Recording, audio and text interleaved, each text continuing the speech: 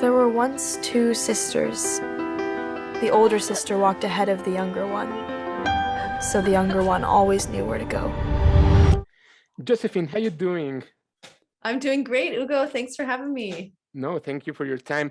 While I was watching this movie, I couldn't stop thinking about Spike Jonze, Michelle Gondry, and Charlie Kaufman while you were watching, because I think that's kind of your inspiration while you directed this movie.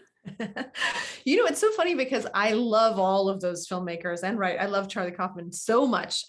But it's so funny because I don't know that any of them were a direct influence on this movie. Like, I don't know that we ever really talked about, we didn't really talk about Michel Gondry, although it seems crazy now. Everyone's bringing him up and I'm like, of course.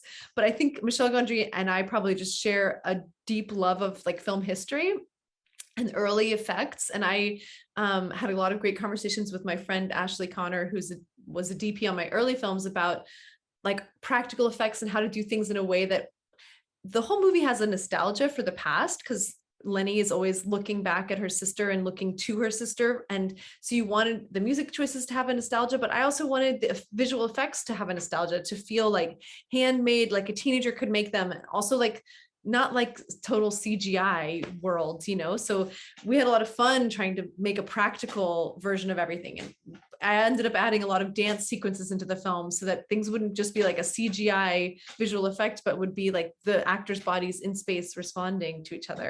And we had a lot of fun with that. Yeah.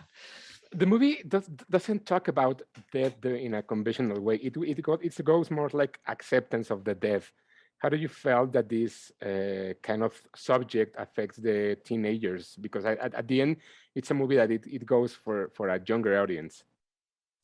Yeah, I think obviously I think everyone processes death differently, and I think the process of processing a loss is really confusing, complicated, messy, different for everyone, and can involve a lot of acting out and like anger and defiance. It can also involve a lot of like self-hatred and self-loathing. So I think we see Lenny go through all layers of that in this journey, and she's really trying to find what she wants to hold on to, if anything. And so I think when she finds Toby and really connects with him, it feels like this is the one place that feels safe because he's as miserable as I am. So it's kind of no surprise that they get into a more complicated situation. But I think that, I don't know that there's any one thing to say about processing death. It feels like it's so messy, and in a way, that's what I hope that the film does say too. It's like, whatever your way of dealing with this is, it's okay, and just like tries to create a little bit of a safe space for Lenny to hold herself and for us to hold ourselves. It's actually funny because you're saying that it's more about the aircraft of doing a movie and in an old way, but in a very modern language. How do you think this whole combination of things works for the movie?